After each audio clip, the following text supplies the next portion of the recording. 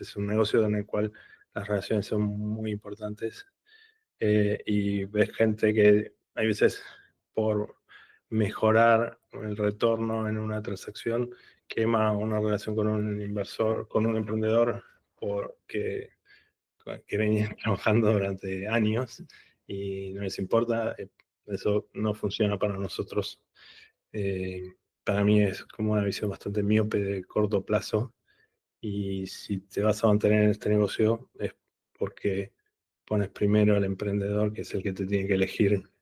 Digamos, uno piensa que los inversores elegimos a las compañías que tenemos que invertir, pero en realidad cuando encontrás las compañías que son las que te van a repagar todo el portfolio, es como que esos emprendedores normalmente tienen como muchas opciones, y Claro. esos son los emprendedores que te tienen que elegir ellos a vos, más allá de que vos Eh, estés dispuesto a elegirte. O sea, hay como una elección mutua.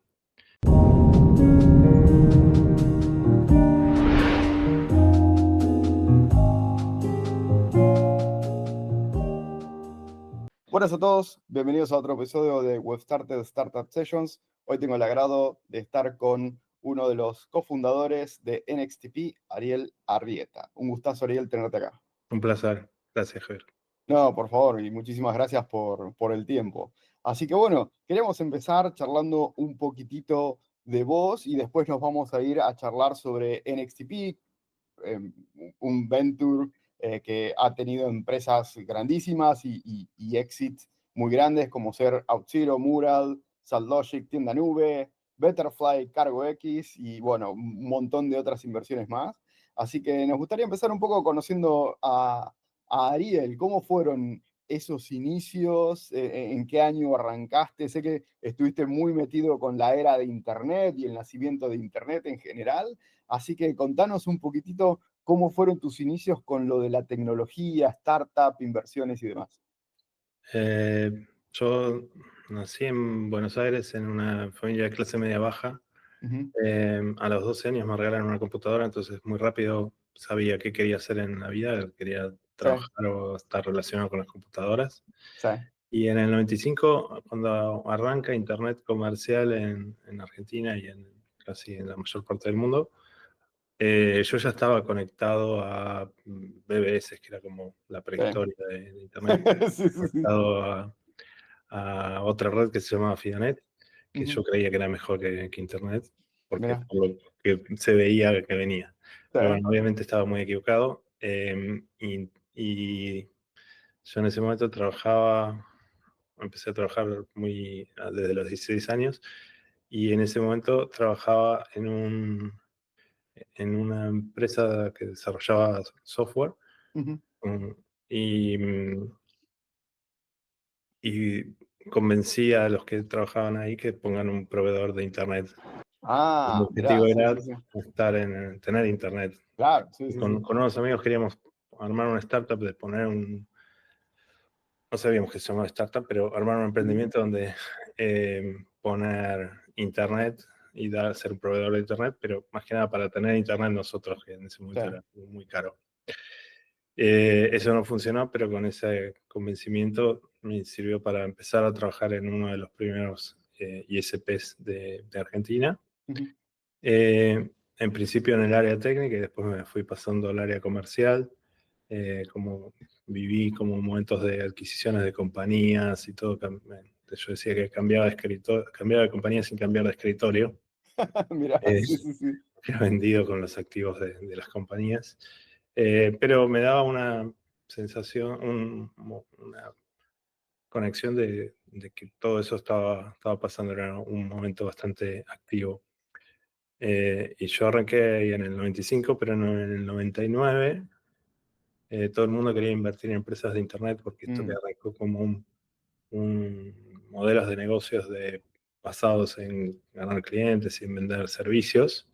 Aparecía todo esto, lo que en ese momento se llamaba la nueva economía, que eran modelos de negocios donde no estaba muy claro cómo hacer dinero, sí, pero que las valuaciones de las compañías pasaban a ser gigantescas. sí, Y tuvo esa burbuja donde creció y después explotó. Y en ese momento todo el mundo quería invertir en empresas de Internet. Yo con un amigo teníamos un PowerPoint que decía que en la época de la fiebre del oro había que vender picos y palas, Ujú. y conseguimos con ese PowerPoint dos inversores pusieran un compromiso de $2 millones a cambio del 95% del equity. Sí, con un PPT nada más. Entonces, hermano, se levantan $2 millones con un Sí, PowerPoint y nos entrega el 95% del equity en la primera. sí, Pero bueno, era como el Far West. sí, sí, sí. Eh, Y y aparte, en ese año acá en Latinoamérica, hablar de inversores, hablar de equity y demás era, no sé, sí, brujería prácticamente. más o menos se veía lo que estaba pasando en Silicon Valley. Llegaban unas revistas que se llamaban Business 2.0 o Wire, que era, ahí te empezabas a entender qué estaba pasando. Había un evento que se llama First Tuesday, donde se juntaban todos los potenciales inversores y los potenciales Sí, emprendedores. Y había algunos casos de referencia. Me acuerdo cuando Patagon salió en la tapa de Clarín, que había levantado como $40 millones ujú, para un negocio que no se entendía muy bien cómo funcionaba. Y había otra empresa en Uruguay, o de un fundador uruguayo, sí, que también había levantado un montón de dinero y estaba por hacer el IPO. Eran como los primeros casos de la de Fernando Espuelas, era el founder. Eh, y, y en Brasil también estaban pasando cosas, entonces era como una ebullición, pero nadie sabía muy bien cómo hacer, no había claro, un playbook, no había. claro. Endeavor recién estaba arrancando y también servía para poner el Ah, spotlight sí, en sí, sí, claro. algunos lugares. Con esa experiencia, nada, arrancamos el modelo de negocios con el que habíamos levantado capital, que era vender servicios, vender esos picos y palas. Nos dimos cuenta que eso no funcionaba, lo que funcionaba era armar portales. Y bueno, entonces mientras vendíamos servicios de desarrollo, de conectividad, de otras cosas, vendíamos soluciones de webmail Sí, antes de que saliera Gmail y claro, sí, sí, sí.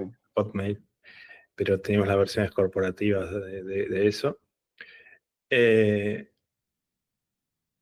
Hicimos dos portales, uno se llamaba OK Compra, era un shopping mall online, que llegamos antes que, me acuerdo que Garbarino vendía a través nuestro, porque Garbarino tenía presencia online, pero no tenía e-commerce, no podías comprar nada. Ah, sí.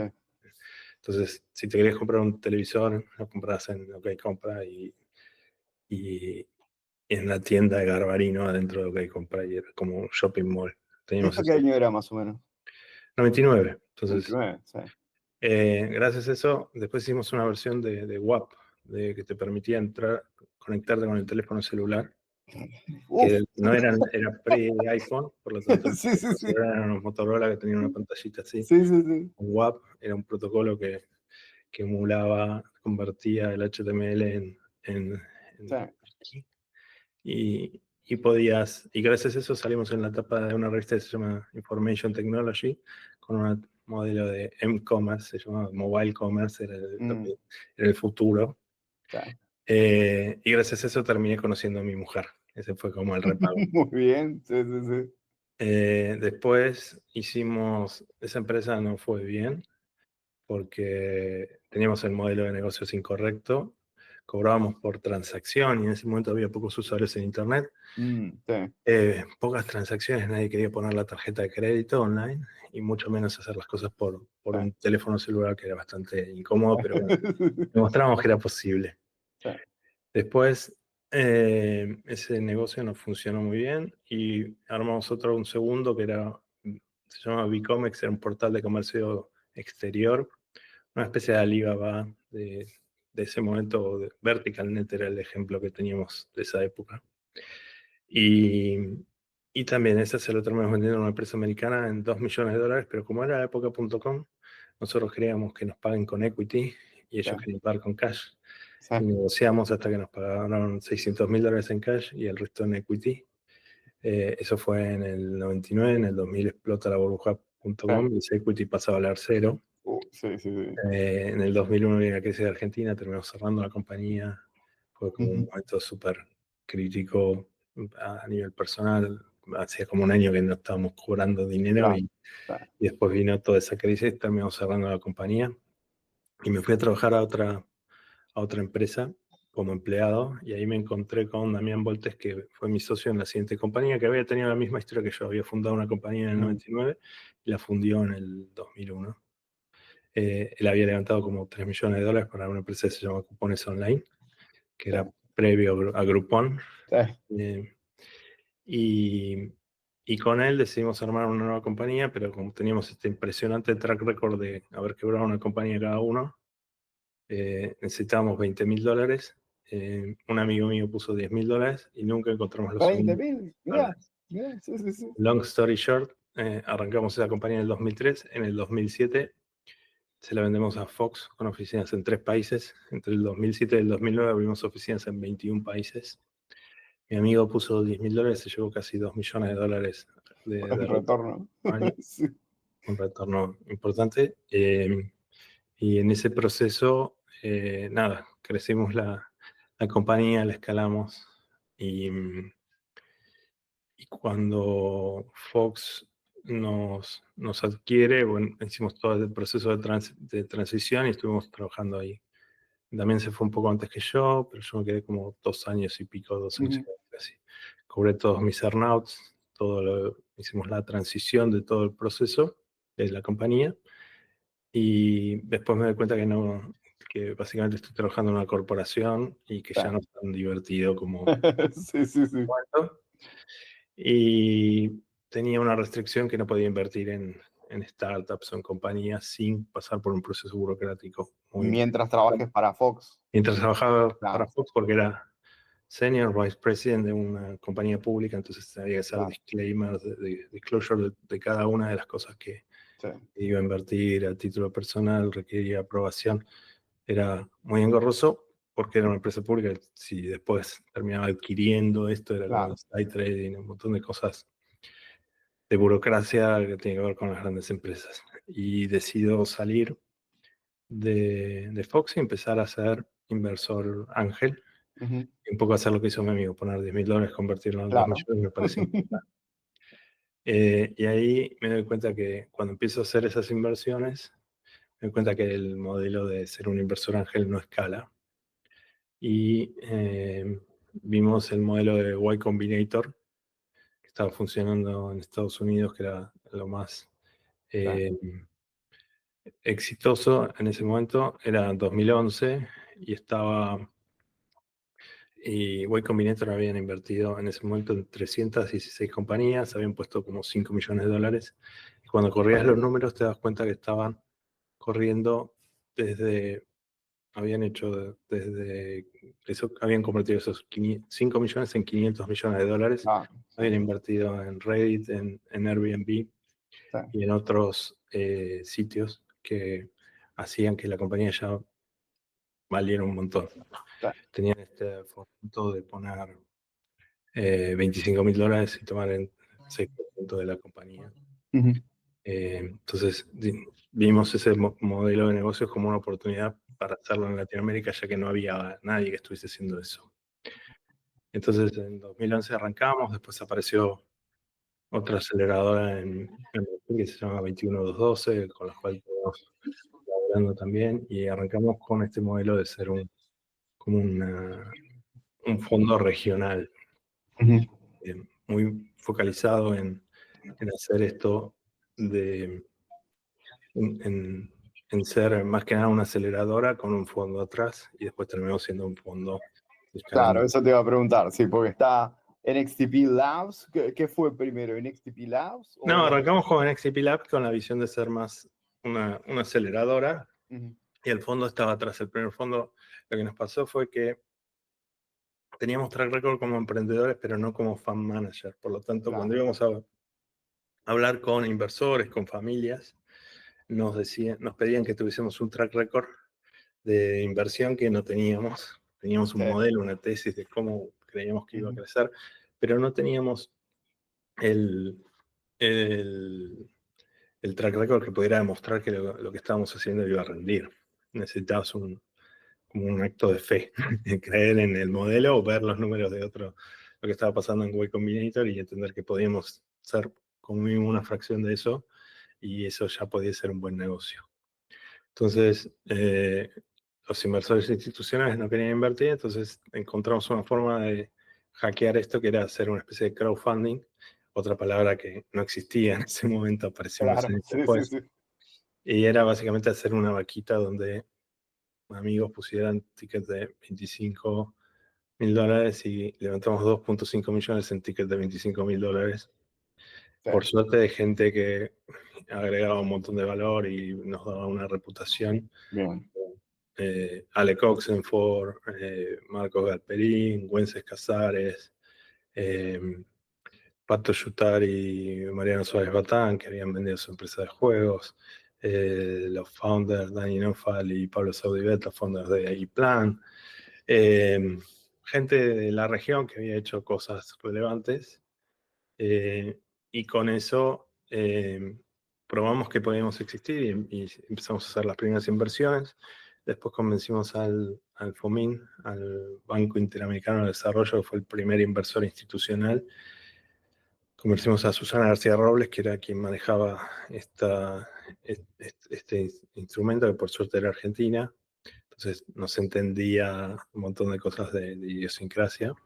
sí. Y hizo que nos pusieran como un stamp of approval, un sello de confianza, que a partir de que nos invirtió el BID, pudimos convencer a Corfo en Chile, INADEM en México, y otros inversores institucionales de que pongan capital también. Y con eso cerramos el primer fondo en como 20 millones. Ah, ¿de Y 20 fue el primero? sí, y después con eso seguimos haciendo inversiones Sí, a lo largo con este modelo de aceleración donde sumamos entre 15 y 18 compañías por semestre, ujú, eh, y terminamos invirtiendo en casi 200 compañías. De ahí salieron 6 unicornios sí, de ese primer fondo. Y después hicimos un segundo fondo donde cambiamos la tesis un poco, dejamos de hacer programas de aceleración y en lugar de poner tickets chicos, el primer fondo arrancábamos con $25.000 y después poníamos $100.000 más y después tomamos 20% de las rondas hasta completar $1.000.000. ujú. En algunas compañías, pocas, llegamos a poner 1.000.000 entero, pero en la mayoría íbamos agregando capital. En cambio, en el fondo 2 cambiamos la tesis y poníamos tickets entre medio millón y 2 millones y guardamos otros 4 millones más para hacer follow-on. Sí. Entonces, pusimos un segundo fondo y con esa tesis donde dejamos de hacer eh, negocios de aceleración y nos concentramos en un segmento vertical un poco más restringido que es solo compañías B2B. Ujú. Y después el fondo 3 tiene la misma tesis que este fondo 2 con verticales un poco más acotados todavía. Y creo que el fondo 4 va a ser todavía más acotado, en menos Sí. compañías con más profundidad, probablemente que con más capital también para tener capacidad de hacer follow-ons. Que bueno, o sea, el fondo uno fue de 20. Sí, Creo que es un número para aquel entonces también, y por ser el primer fondo que estaban armando, consiguieron muy buena gente que les ponga dinero, muy buenos sellos de aprobación, como bien vos dijiste, y llegaron a 20. Me parece increíble para el primer fondo, es excelente sí. trabajo. En realidad es casi te diría lo mínimo sobre lo cual puedes pagar un management, porque Ujú, después tenés el tema de la dedicación del recurso que tenés para hacerlo. Entonces es como, sería menos de ese capital. Apuntábamos a levantar más. Teníamos sí, como líneas de créditos y apalancamiento donde esos 20 podías llegar a tener hasta 38 si usabas todas las líneas de crédito que tenías. Pero bueno, tenías como ciertas restricciones. Pero bueno, sí estuvo bien desde ese punto de vista. El fondo 3 ya es un fondo de $100 millones. sí. Logramos no solo crecer en eso, en cantidad del PIS. Después se sumó el IFC en el fondo 2. El IFC también nos pidió invertir en el fondo 1, que si bien estaba cerrado, Ah, mira. pudimos encontrar una vuelta donde le pedimos permiso a todos los LPs y todos estuvieron de acuerdo en reabrir el fondo para que entre el IFC. Solo Sí. porque el IFC, si hubiese sido cualquier otro que quería entrar, obviamente, no creo que hubiese podido. Ujú. Y, y bueno, y ya en el fondo 3, además de sumar al IFC, sumamos a DAG, que es otro fondo de desarrollo, es como el IFC de Alemania, es un banco de desarrollo alemán. Y sumamos a Bessemer Trust. Muchas veces nos quejamos de los ciclos de venta que tienen los corporates, donde te pasas un año para convencer a un inversor, a un cliente de que compre una solución de SaaS o de software. Bueno, con los ciclos de convencer a LPs de que inviertan en fondos de venture capital llevan mucho más tiempo.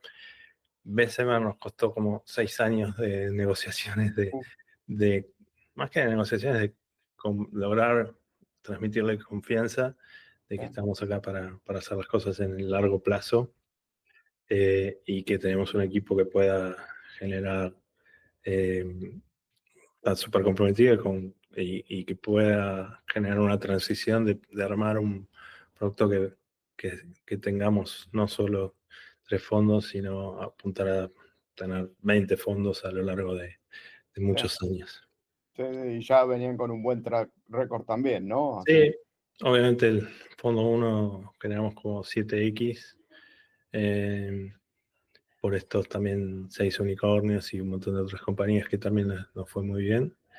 El fondo 2 creemos que va a terminar por encima. Tenemos en papel ujú, retornos por encima, y el fondo 3 creemos que va a ser mejor todavía. Entonces, creemos que nada, esos números los necesitas, pero no es necesario, pero no suficiente, sí, para generar la confianza de estos LPs. Bessemer, no sé, para los que no saben, representa que inversores de Silicon Valley terminen invirtiendo en Latinoamérica a través nuestro, entonces es como una validación sí, súper importante. sí, Bessemer también fue el primer inversor fuera de Argentina que tuvo compañías como OutZero.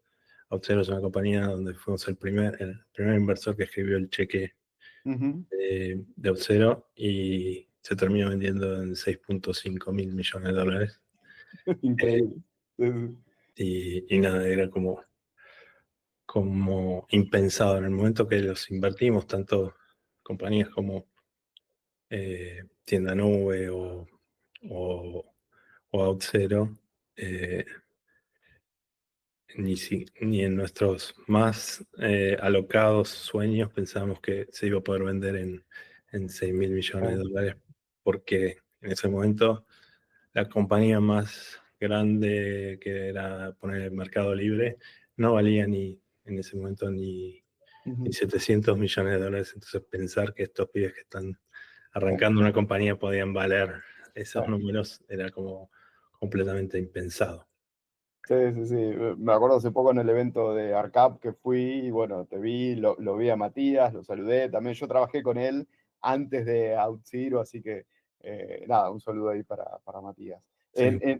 A ellos le invirtieron en el fondo uno, ¿no? En el fondo, bueno, creo que fue en 2013, 2012. Ah, sí, muy bien. Hicimos esa inversión.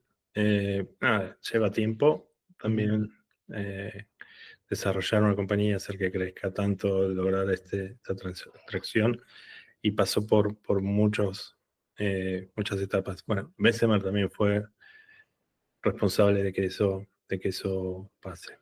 Y sí, así como logramos, después de 6 años, convencer a Bessemer, no pudimos convencer todavía a endowment de universidades de que inviertan.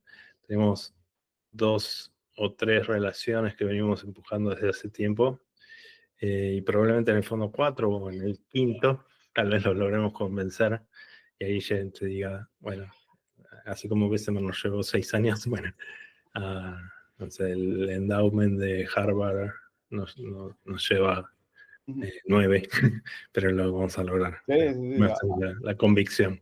sí, sí, sí. Creo que la proyección va a eso, ¿no? Seguir con este Sí, track record es increíble.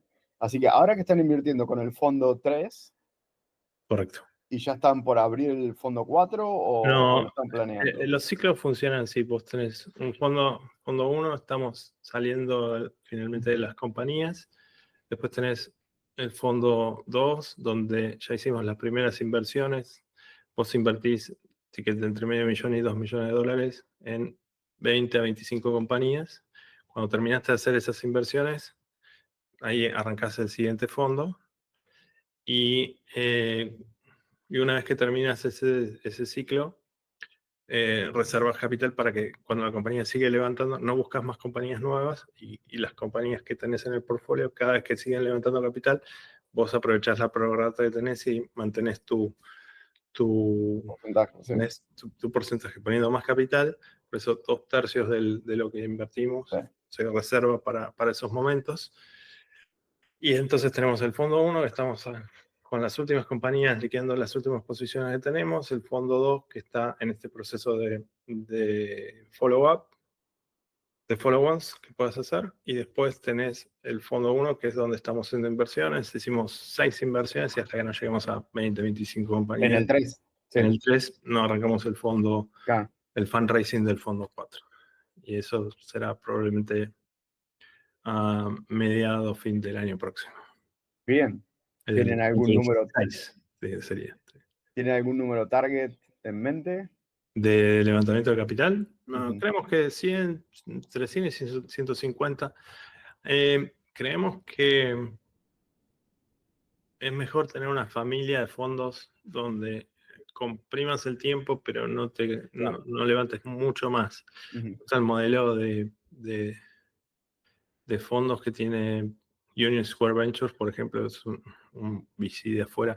Es como dos escuelas, son tipo Andreessen Horowitz o Sequoia, donde levantan fondos de billions, o Union Square Ventures, donde van haciendo fondos de 100 a 300 millones y siempre hacen eso, y a lo sumo, cuando hay más capital, comprimen el ciclo, hacen deployment más rápido, y en lugar de estar 3 años eligiendo las primeras compañías, lo termina haciendo en 1 año y medio, en 2, pero termina siendo como más sano, porque después, a medida, si levantás mucho más, te cambia el scope de compañías que tenés que estar, tenés incentivos para meter más capital en compañías que tal vez no necesitan tanto capital, y tenés esos incentivos que juegan en contra del retorno en el largo plazo. Entonces, preferimos ser más disciplinados y tener fondos en ese rango, en 100 a 150 millones.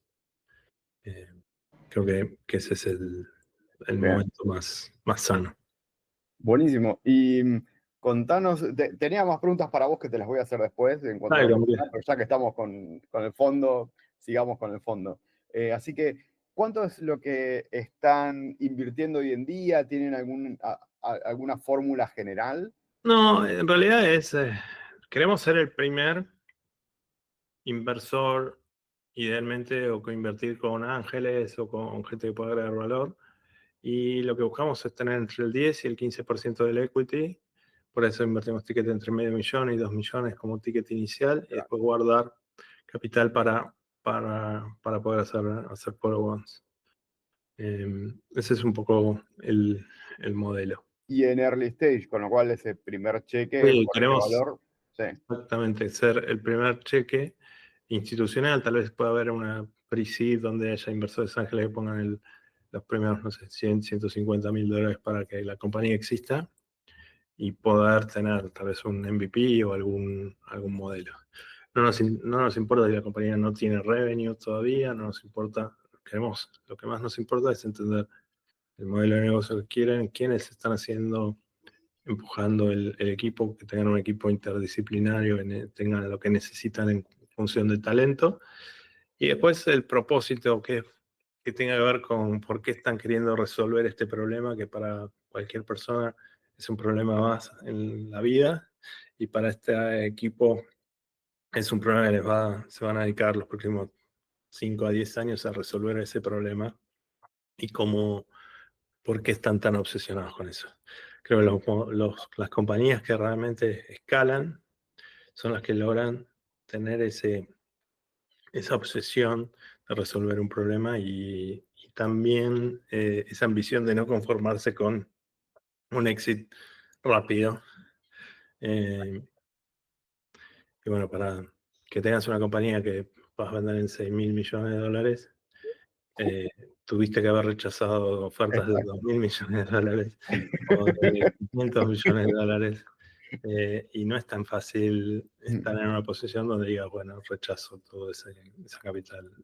Sí, sí, sí. Así que, Era justo el ejemplo que iba a dar, ¿no? Porque me imagino a los founders de OutZero, por ejemplo, que habrán recibido muchas ofertas por un montón de dinero y ahí estaba la vocecita de NXTP, imagino, diciendo, mirá que esto da para más.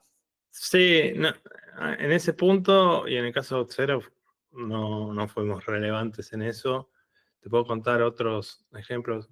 Invertimos en una empresa que se llama Kangoo Ujú, antes de la pandemia. Kangoo es una compañía de logística que básicamente tenía un modelo de negocios bastante nuevo, que era armar pick-up points en lugares que no tuviesen normalmente estructura de correos. Entonces, lo que hacían era, así como tenés en, eh, en Argentina, no sé, dinero, eh, está pago fácil, por ejemplo, y tenés un kiosco que tiene una solución de pago fácil. Bueno, eso mismo con logística, ah, donde básicamente armaron una red de 1.500 puntos en principio en San Pablo de pick-up points, y después transportistas independientes que todos los días hacían como el recorrido del lechero. Los founders que habían creado esta compañía venían de armar una compañía que se llamaba Rápido Cometa, que se la vendieron a FedEx, o sea, tienen mucho conocimiento de logística, pero ellos habían sido empleados en ese Rápido Cometa. Entonces, cuando se vendió, cobraron un buen bonus, pero nunca tuvieron equity en la compañía. Entonces, pasaron a ser emprendedores a partir de Kangoo. Y tuvimos la suerte de invertirlos temprano, cuando ya habían armado el primer modelo y estaban haciendo como 38.000 paquetes por mes. En ese momento creo que tomamos el 15% de la compañía y, y los ayudamos como a escalar, convencimos a Mercado Libre que se sume como inversor y que les asegurara que iban a tener un volumen importante. Vino la pandemia, la empresa de correos de Brasil tenía muchos problemas con paros, que no querían trabajar por más que sean esenciales y un montón de cosas. Entonces hizo que el volumen de tráfico creciera un montón. Pasamos de 38.000 paquetes a 7 millones de paquetes por mes. Entonces qué estuvieron a bueno. punto de levantar una ronda donde un fondo estaba dispuesto a poner $60 millones a una evaluación de $300 millones. Wow. Y vino Mercado Libre, que era inversor, Sí, y también tenía más del 90% del volumen de transacciones que generaban, venían de Mercado Libre, y les propuso comprarlos por $100 millones en lugar de 300. sí. Pero con la presión de que era tu principal cliente, que si te sacaba el volumen ibas a tener un problema. Ellos también, porque Sí, 7 millones de paquetes no es fácil relocarlo en otro lado. sí, Eh, pero bueno, los emprendedores decidieron vender la compañía, y nada, nosotros recomendábamos no vender y claro. seguir Sí, adelante sí, y apostar por esa compañía. Hoy sería un billion dollar company sí, y se vendió en $100 millones. Podrían haber hecho por lo menos 10x de ese punto a hoy.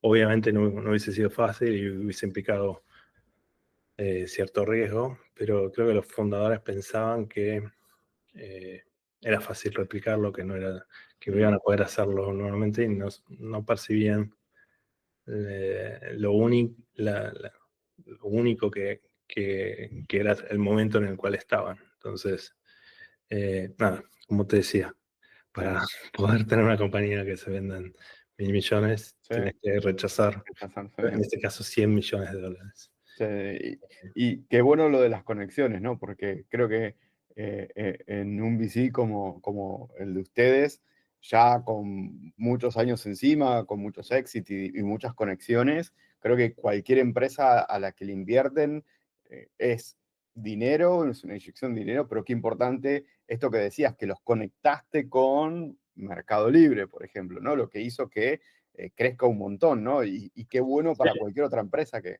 se invertía por ustedes las conexiones.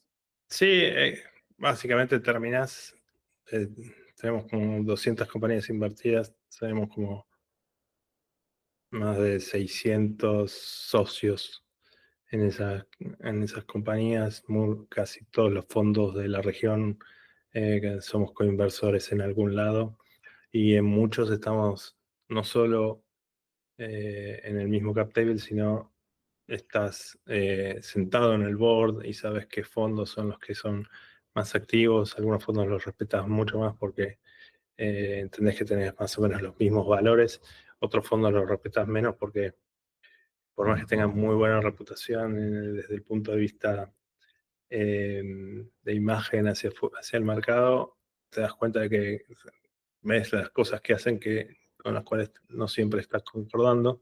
Entonces tenés como otra visión del mercado que la que puede tener simplemente un inversor que mira los resultados económicos, sino hay cosas que van más allá de los resultados económicos, que tienen que ver con los valores, con la forma de poner al emprendedor más temprano, ser menos transaccional y más relacional. Creo que este es un negocio en el cual las relaciones son muy importantes, y ves gente que hay veces por mejorar el retorno en una transacción quema una relación con un inversor, con un emprendedor porque que venían trabajando durante años y no les importa. Eso no funciona para nosotros. Eh, para mí es como una visión bastante miope de corto plazo, y si te vas a mantener en este negocio es porque pones primero al emprendedor, que es el que te tiene que elegir. Digamos, uno piensa que los inversores elegimos a las compañías que tenemos que invertir, pero en realidad cuando encontrás las compañías que son las que te van a repagar todo el portfolio, es como que esos emprendedores normalmente tienen como muchas opciones, y esos Claro. son los emprendedores que te tienen que elegir ellos a vos más allá de que vos Eh, estés dispuesto a elegir. O sea, hay como una elección mutua, y después hay emprendedores que tal vez no tienen la chance de elegir y terminan tomando capital del que pueden. Ujú. Pero si puedes elegir, tenés la opción, tenés que buscar fondos o capital que, además de darte el capital, tengan conocimiento, relaciones, apoyo y, más que nada, estar alineados en los valores para que puedas encontrar ese matching. Así como vos haces due diligence, los fondos hacen due diligence en los emprendedores. Los emprendedores también tienen que hacer el due diligence en los fondos y saber a quién están sumando y cuál es el track record o el tipo de relación que pueden llegar a tener. Porque Sí, al sí, principio todo funciona muy bien hasta que tenés las diferencias y tenés que definir de qué manera vas a resolver los conflictos que tenés. sí. Y ahí es donde ves con quiénes son los que puedes confiar y quiénes no. Sí, exactamente. Y hablando de la parte de inversiones, equipo y demás, ¿qué nos puedes contar para el que nos está escuchando también si quiere ir a NXTP, ¿no? Porque tal vez eh, una empresa chiquitita con una muy buena idea, alguien que diga, no, mira, esto para mí va a funcionar, pero por ahí NXTP suena muy grande, ¿no? Uy, no, es un fondo que pone un montón de dinero y ¿qué voy a hacer yo con esta idea, con esta PPT? ¿Qué es lo que tiene que tener la empresa o el founding team que estén mirando hoy en día? Y si querés contarnos también la tesis en la que están hoy en día. Sí, básicamente lo que buscamos son equipos, como te decía, interdisciplinarios, o sea que tengas por lo menos las tres patas que sostienen la mesa. Normalmente es tecnología, invertimos solo en empresas de Sí, tecnología, marketing o ventas que tengan la posibilidad de captar clientes, y después alguna cuestión vertical que tenga que ver con la industria en la cual están invirtiendo, que tengan ese conocimiento de la industria. Y los modelos de negocios en que nos gustan, por un lado tienen que ser modelos escalables, porque no invertimos en cualquier compañía.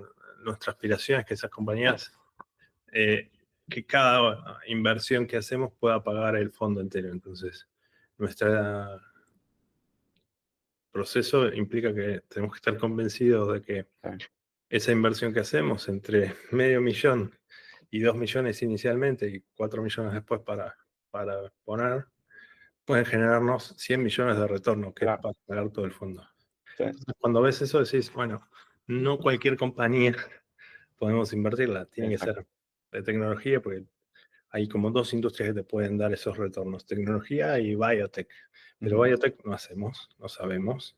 Entonces, de tecnología sí, y de eso hay algunos modelos de negocios que creemos que tienen mejor chance de hacer eso. Creemos que las compañías B2B en general tienen mejor ratio. Son negocios que con algunos pocos clientes la compañía sobrevive y crece. Y después tienes que poder encontrar un modelo de que, más allá de sobrevivir, puedas crecer a tasas importantes. sí, ¿Qué buscamos de crecimiento? Lo típico es que en los primeros 3 4 años puedas crecer 3x y después al cuarto, quinto año crezcas otras 2x. Y con casi cualquier número que arranques, si tenés 5 años donde haces eso, sí, terminas teniendo una empresa que facture $100 millones por año de annual recurring revenue. Y si logras esos 100 millones de annual recurring revenue en estos 4 o 5 años, probablemente seas un billion dollar company a las valuaciones de ahora o de momentos un poco más interesantes. Estás muy cerca de estar en esos valores. Entonces, no cualquier empresa califica para eso, y lo que buscamos es que tengan ese compromiso de tratar de lograr este tipo de compañía y apuntar a eso. Pues, si las cosas fallan, no hay problema, es parte del, del modelo que fallen, pero con que haya una sola de esas que funcione, ya te pagan todo el portfolio. sí. Y nuestro objetivo es que lograr por lo menos eso, que tengamos 4 o 5 compañías que generen esos retornos de las 20 25 compañías que terminamos invirtiendo. Con eso funciona. Después hay compañías que no logran ese retorno, logran retornos que suman a la Sí. evolución del capital y al incremento de valor, y otras compañías que se mueren, y estamos ok con ambas opciones. Bien, y me gustaría preguntarte ahora de las empresas, ¿en cuántas empresas invirtieron en el último fondo? 22 compañías en el fondo 2 y llevamos invertidas en 7 y tenemos un par más para invertir ahora en el fondo 3. Ah, bien, bueno, me gustaría preguntarte de curioso, ¿no? Más allá de lo monetario que ya lo acabas de explicar, ¿no? Saquemos lo monetario. ¿Qué otra cosa viste que te gustó mucho en estas empresas que han invertido? Otra vez, sacando lo monetario, que obviamente vos decís, bueno, sí, me dan los números, pero ¿qué otra No, cosa sacando miraste? lo monetario, lo que buscas son eso, industrias en las cuales generes esta disrupción. Cuando hablamos de disrupción es básicamente cambiar la cadena de valor de alguna manera de una industria, poder cambiar las reglas, y eso es lo que te permite ser un eslabón más en esa cadena de valor. Eh, Entender a quién estás desplazando de esa cadena de valor eh, para que seas más eficiente. Eh, si bien hay diferentes modelos, desde B2B marketplaces o compañías de SaaS o, o de blockchain, Web3, que nos interesan como verticales, creo que la mayor disrupción que estamos viviendo hoy tiene que ver con inteligencia artificial. Me gustó mucho un post que escribió hace poco Bill Gates, que para mí pasó súper desapercibido en esta industria, pero es súper crítico. Él decía que hubo dos revoluciones, eh, de la tecnología en los últimos años.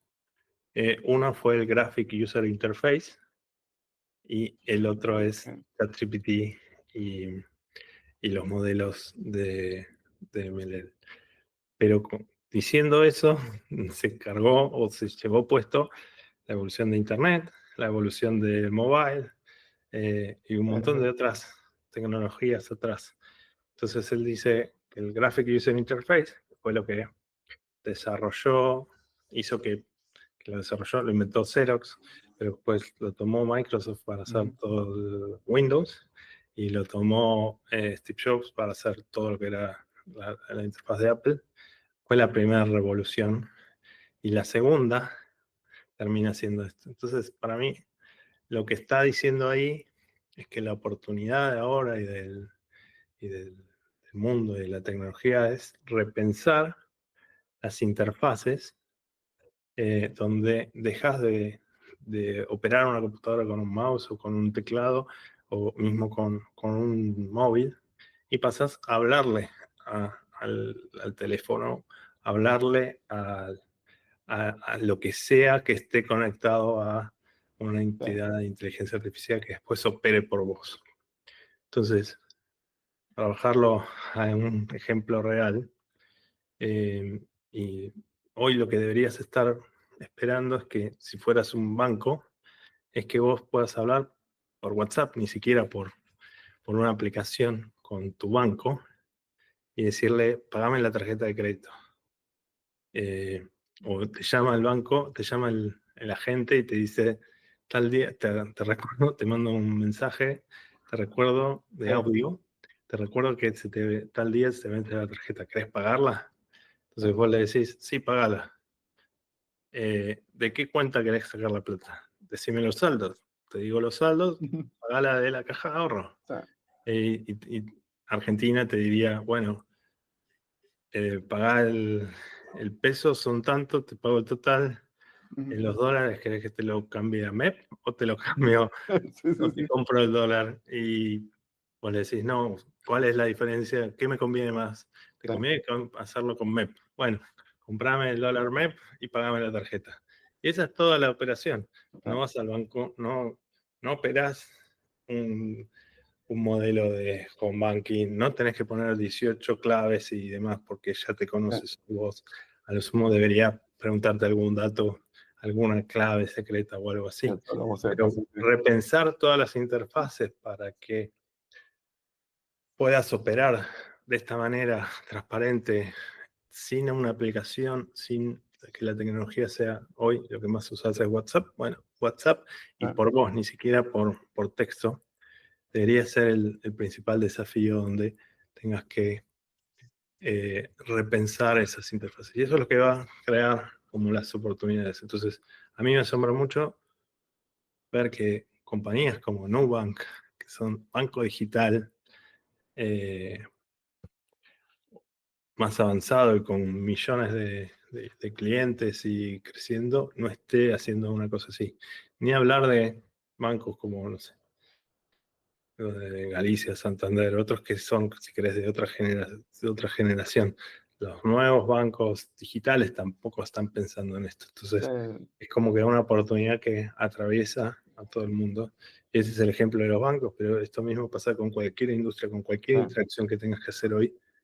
Lo primero que tenés que hacer es pensar cuál sería la interfaz que deberías tener eh, que genere este tipo de relacionamiento.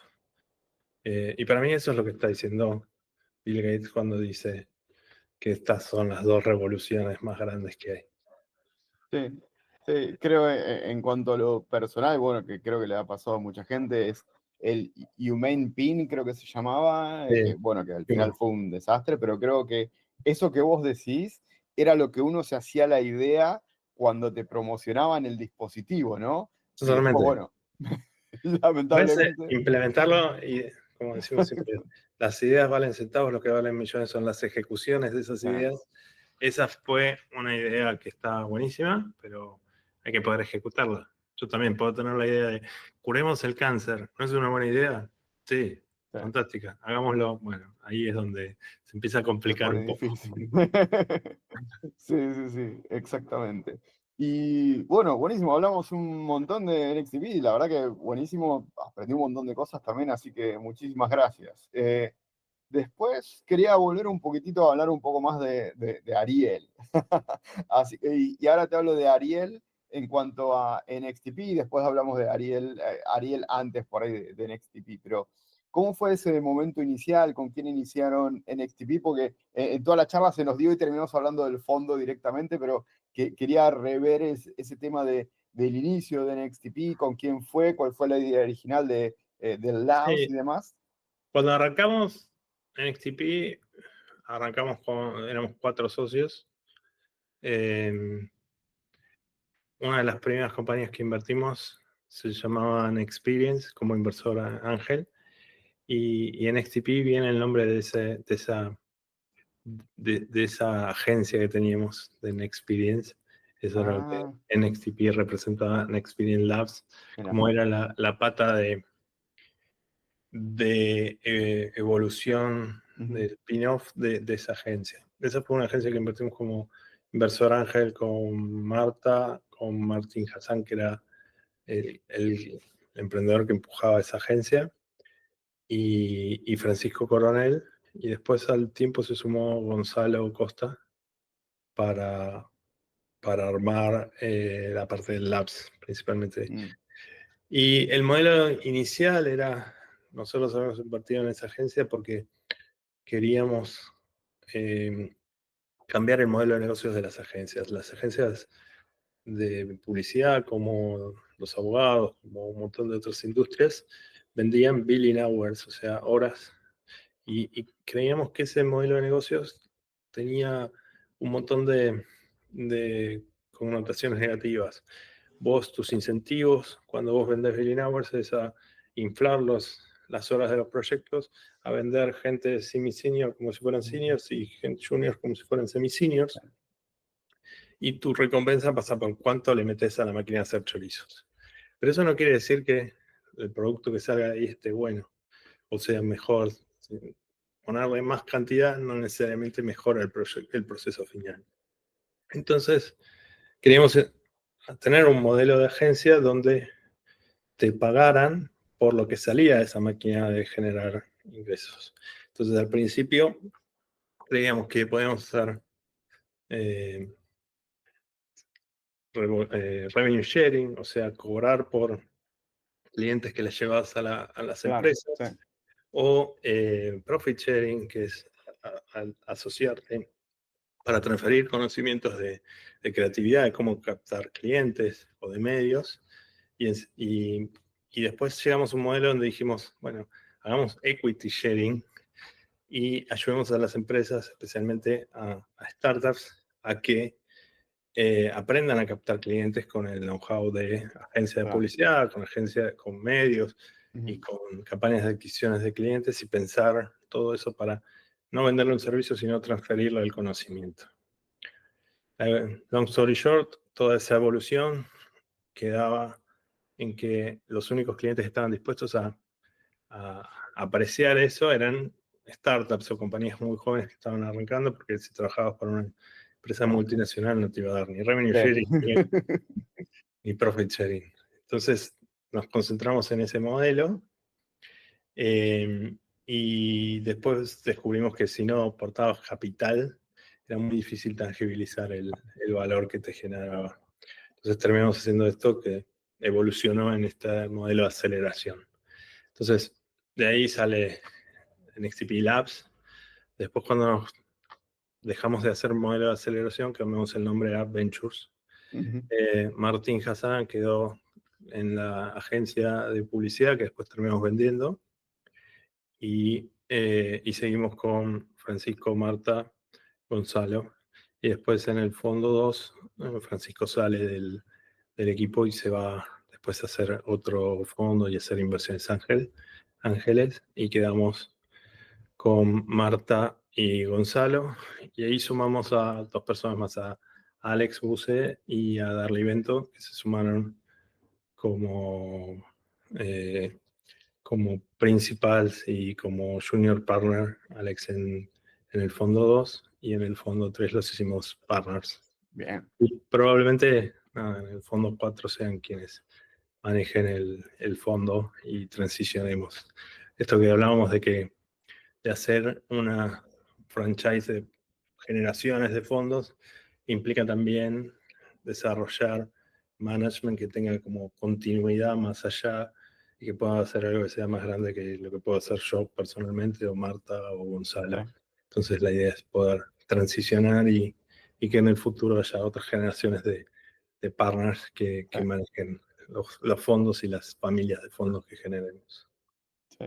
Qué bueno. Y hablando de esto, de las generaciones y demás, una pregunta que me surge es, ¿en qué momento dijiste, fa, qué bueno lo que logramos? Porque creo que vos venías de hacer un montón de startups antes y uno tiene, cuando tiene ese bichito emprendedor, uno quiere que todo lo que hace que funcione, pero en cuanto no funciona, decís, bueno, a qué sigo, ¿no? Porque tenés ese espíritu de siempre querer hacer algo. Y con NXTP, ¿cuál fue el momento que dijiste, fa, wow, mirá lo que logramos, ¿no? Y creo que también en lo personal, por ahí dijiste, acá me quedo, esto es lo mío, ¿no?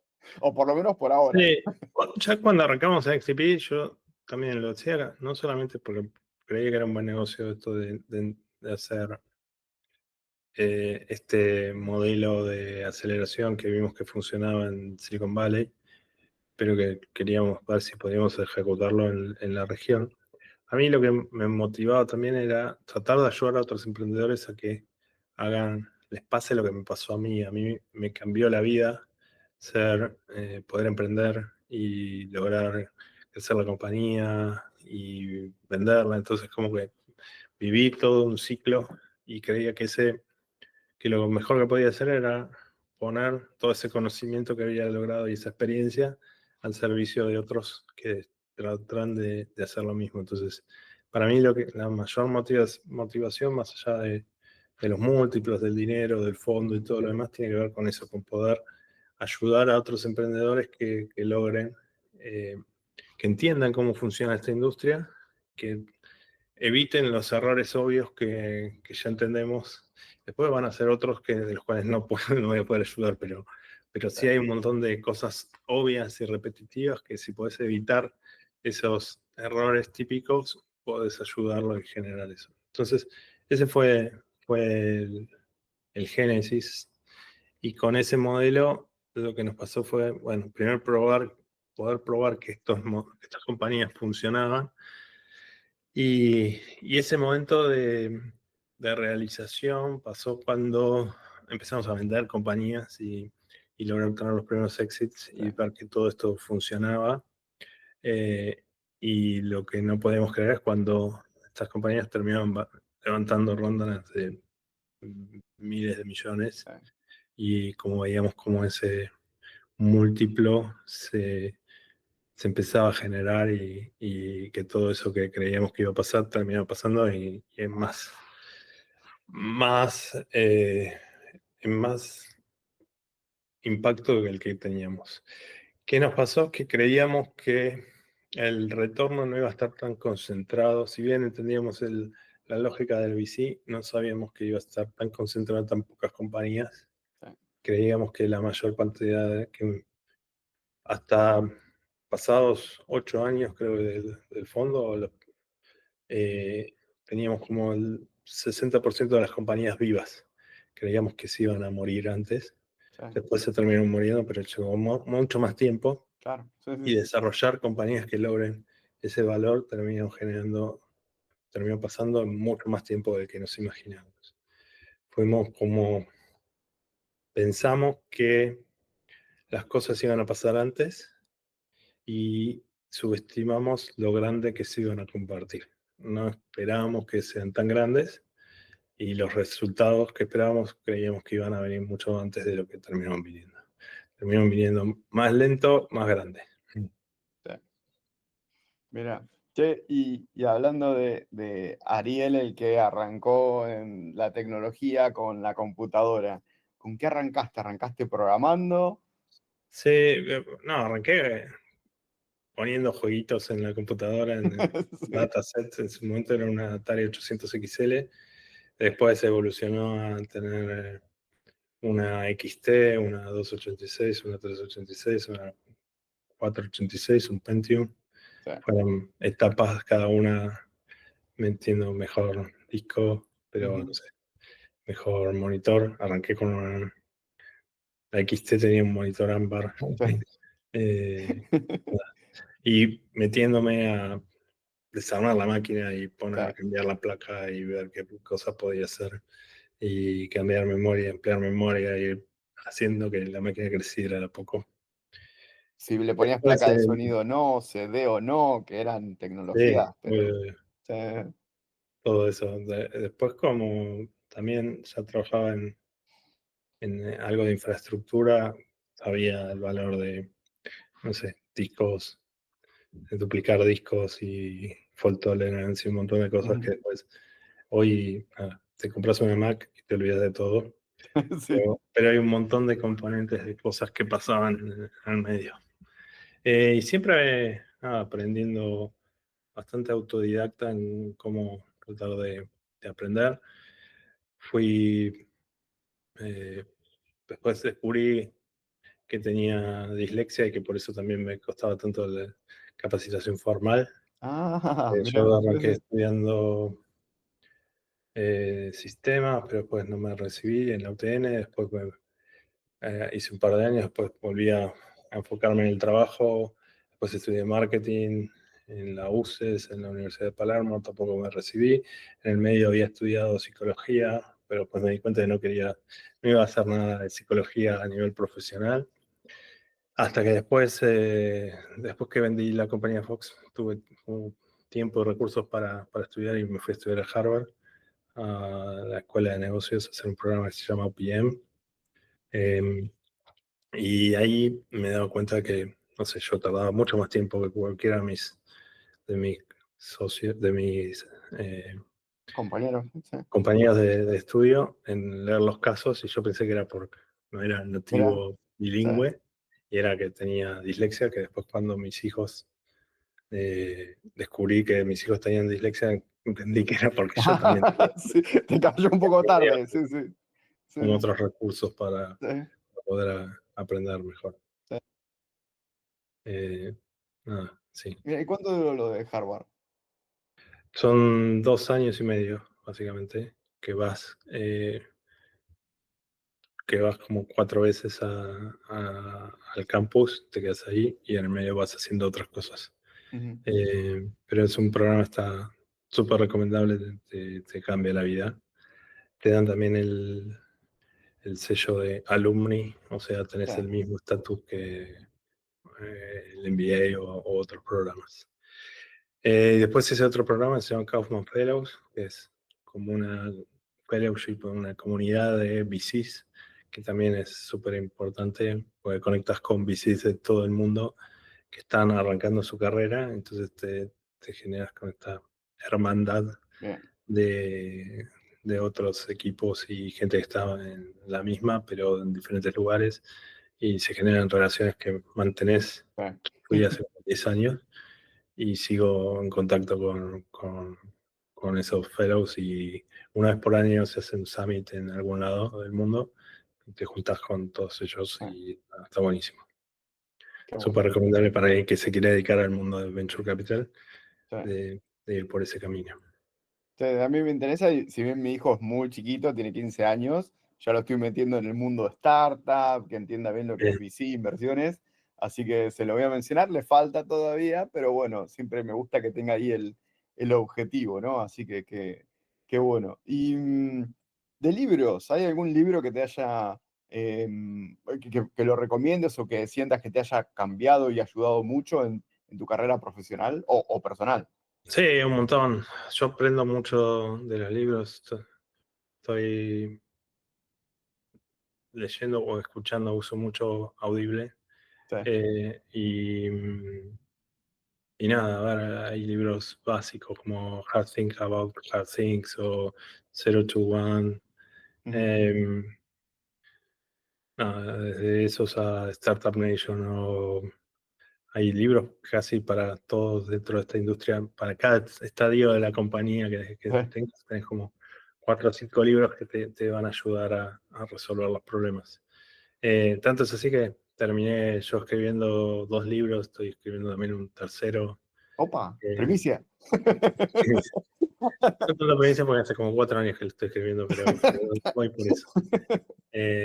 No tengo mucho tiempo, pero trato Sí. de dedicarle constantemente más que intensamente. Pero bueno, el primer libro que escribí se llama Aprender a Emprender y básicamente te cuenta el ciclo de vida que pasa en los startups y cuáles son los problemas normales de cada una de esas etapas. Es medio como un juego de la hoja donde cada una de esas etapas tiene problemas normales y problemas anormales. Los normales Retrocede son los que 5 tienes que superar casillas. para pasar de etapa. Los anormales son los que si no resolves te matan. Sí. Y entender cuáles son los problemas normales y anormales para cada una de esas etapas es como que te ayuda a bajar la ansiedad y enfocarte en lo que tenés que hacer. Pero, por ejemplo, es como cuando un chico moja la cama de noche, si le moja al año y medio, 2 años, es completamente normal y es algo que tiene que evolucionar. Sí. Pero si lo hace a los 17 años, probablemente tenga algún problema más grave. Entonces, es el mismo problema con 2 diagnósticos distintos, Sí. dependiendo en qué estadio está cada uno. Bueno, eso es muy común cuando vos no podés delegar en una startup. Bueno, si son 2 co-founders, si tenés tus primeros empleados, 2, 3, es como completamente normal y tienes que aprender a delegar.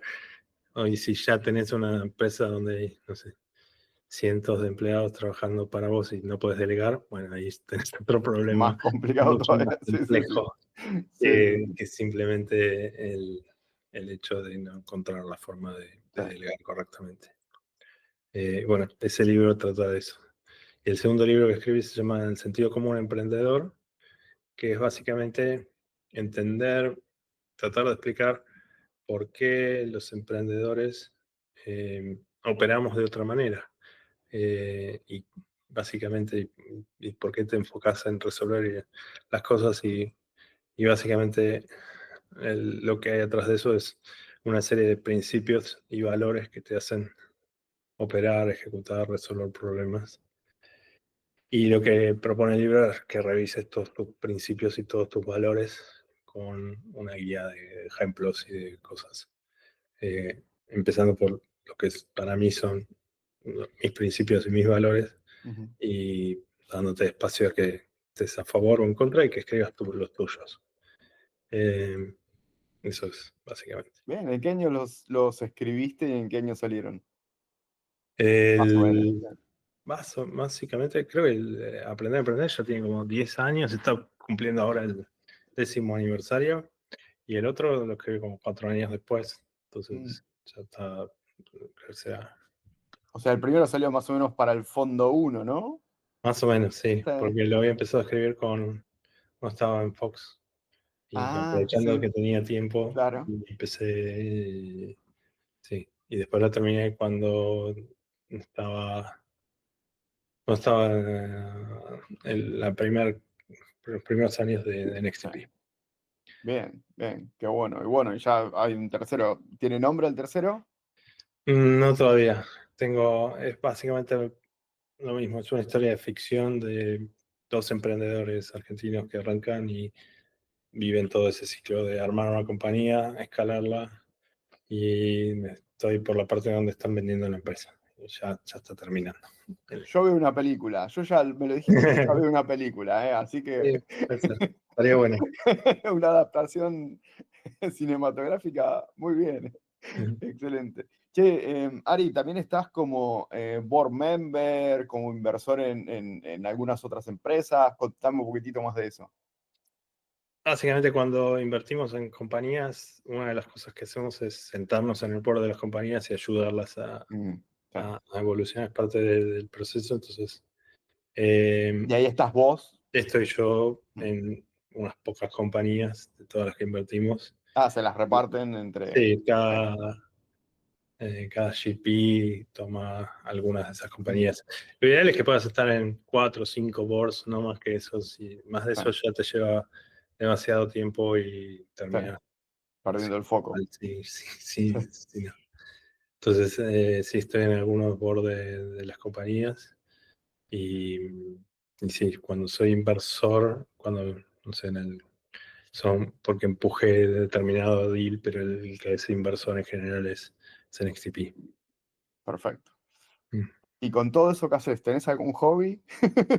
Me gusta pintar, eh, ¿Sí? como hobby. Este cuadro que está atrás lo pinté yo, por ejemplo. Y, Parece una foto, te digo. no, no, está pintado ahí, si querés, a ver, te lo muestro. Sí. La pintura Mirá, sí, sí, sí. No, pero las sombras, todo, increíble, ¿eh? Muy de bueno. eso. Sí, sí. Arranco con fotos como Ujú. para mantener las proporciones, pero son cuadros y son 3 cuadros distintos. Sí. Tres, es un Qué bueno. triple. ¿Y cuándo arrancaste con esto? Ya hace como 15 años más o menos. Y Ah, otra cosa que bien. estoy haciendo también es pintando. Hace un poco hicimos para We Invest, que es la fundación que maneja mi socia Sí. Marta Cruz, que busca aglutinar a mujeres emprendedoras e Ujú. inversoras. Hicimos una colección de botellas pintadas eh, que, que eran pintadas eran unas botellas de vino de Tapiz. Tapiz es una bodega que maneja Patricia Ortiz, que es amiga, y Mm, que convenció a Jean-Claude Bertrand, que es el enólogo que hace un vino que se llama Petrush. Petrush es un vino que cuesta como $5.000 la botella. Eh, que cuando se jubiló venga a hacer estos vinos a Argentina. mirá, sí, Y es el mismo Merlot que es el que tiene en Francia Petrush. Entonces agarré esas botellas que me parece un vino único, eh, y las pintamos con diferentes mujeres que representan características únicas de liderazgo para remarcar. Entonces hice como un retrato de cada una de esas mujeres. Hicimos creo que 15 botellas de, de estas y después las subastaron para claro. generar fondos. Ah, mira, qué Sí. bueno. Y bueno, ¿y vos estuviste ahí? Sí, se me ocurrió la idea de pintarlas y Ah, de buenísimo. Sí, sí. definir cuáles son estas mujeres y usar un modelo de santificarlas a estas mujeres, así como la Iglesia Católica elige santos, Sí, y lo que hace es usar este recurso de nombrarlas santos, santificarlas, para remarcar determinadas características que quiere tener. Bueno, eso mismo, usamos ese recurso para nombrarlas como santificarlas y hacerlas santas y destacar las características que tengan y patronas de diferentes claro. comunidades como las ciencias o el arte. Bien, excelente. Bueno, ¿algo más que nos quieras contar de Ariel? No, pero gracias por el interés. No sé si a quién le puede interesar, pero No, está buenísimo. Es bueno conocer a la persona, ¿no? A nivel más personal, también no solo profesional. Así que gracias por abrirte. Así que bueno, para ir cerrando, tengo algunas preguntas sí. un poco generales, pero uno, un poco ya lo hablamos, así que esto por ahí lo podemos pasar un poco rápido, pero ¿qué consejo le darías no solo al que quiere presentarse para NXTP, pero al que quiere emprender, ¿no? ¿Qué consejo le darías ahí? Es, bueno, vos querés emprender. ¿Qué le dirías? Primero, la decisión más importante que va a tomar es quiénes van a ser sus socios, con quiénes se terminan asociando. Después, hay como un sesgo que todos los que van al MBA o que vienen de consultoría tienen como cierta sesgo de tener un análisis de las oportunidades muy racional. Pero si vas a dedicar tu vida a resolver un problema, o los próximos 10 años de tu vida a hacer una startup y a resolver un determinado problema, fíjate que además del análisis racional de la oportunidad del mercado, tengas alguna conexión emocional y que el problema que estás resolviendo realmente sea muy importante para vos. O cuando vas a ver quiénes son los emprendedores que les va bien, bueno, todos tienen algún grado de obsesión que tiene que ver con un trauma de la infancia o un problema que están resolviendo que realmente se vuelve crítico para ellos por algo que les pasó en su historia. Cuando encontrás ese grado de obsesión, ese Sí, es el tipo de cosas que hace la diferencia, que logra que las compañías sean increíblemente grandes o increíblemente exitosas. Pues están acompañadas de esa obsesión y de ese la momento pasión por... de pasión por ah, resolver cosas. sí, sí, sí. Busca conectar con esa parte de tu vida Ujú. para entender que el problema que estás resolviendo es importante y tiene ese impacto. Bien, buenísimo. Después hay una pregunta que la hacemos siempre, que creo que la respuesta es media trillada porque siempre suelo preguntar cómo ves el ecosistema emprendedor en la TAM. Y siendo un fondo de la TAM que invierte en la TAM, ya me imagino la respuesta, pero te la hago de obligado. ¿Cómo ves Sí, el me parece ecosistema? que Latinoamérica, hay un modelo, una académica que se llama Carlota Pérez, que Fred Wilson de Union Square Ventures la cita siempre. Ella es venezolana, pero vive en España. Habla de las revoluciones industriales y cómo funcionan esas revoluciones Ujú, industriales, y analiza todas las revoluciones industriales, y básicamente lo que te cuenta es que todas las revoluciones arrancan en un core y después se van sumando a la periferia. El core de esta revolución industrial es Silicon Valley, obviamente, y Argentina o Latinoamérica está claramente en la periferia. Hay un montón de países mucho más interesantes e importantes. Entonces, lo que dice es que ella es que todo lo que estamos viendo pasando hoy en Latinoamérica es lo que ya pasó en ese core, en Silicon ujú, Valley.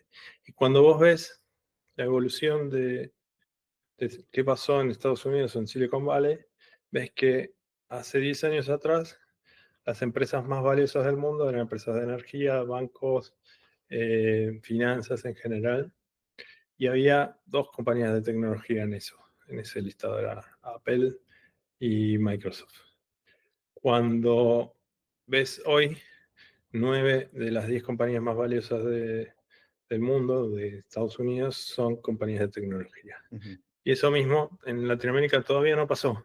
Cuando vos Claro. ves las 10 compañías más valiosas de Latinoamérica, aparece solo Mercado Libre. Nubank probablemente esté pronto en ese listado, pero faltan un montón. Sí, sí, sí. Esa transformación es la que estamos viviendo hoy, y probablemente en estos próximos 5 o 10 años vamos a Bien. ver cómo ese listado de las compañías más valiosas de Latinoamérica se llena de compañías de tecnología y desplazan al resto. Entonces, ese es el pronóstico que vemos en la región.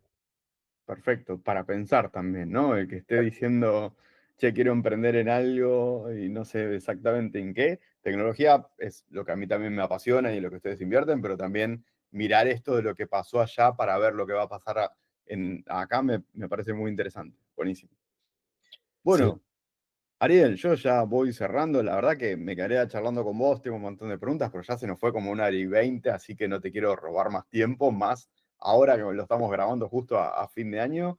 Así que la verdad que me encantó la charla, aprendí un montón de cosas, sobre todo cosas de NXTP y de vos que la verdad que no sabía. Así que por mi parte, nada, un placer tenerte acá, encantadísimo de que nos hayas dedicado esta hora y media casi, así que espero que te haya gustado. Así un que placer, gracias por las preguntas, el interés, y ojalá esto le pueda servir sí, a potenciales emprendedores o inversores que quieran sumarse en esta industria. Necesitamos cada vez que haya más gente. exactamente, opino exactamente lo mismo y por eso en parte es lo que hacemos esto, ¿no? Para intentar llegar a más gente y bueno, si querés emprender, es algo hermoso. Tiene sus partes malas, pero la verdad que es algo hermoso. Así que bueno, Ariel, un gustazo, muchísimas Un gracias placer, por gracias. el tiempo.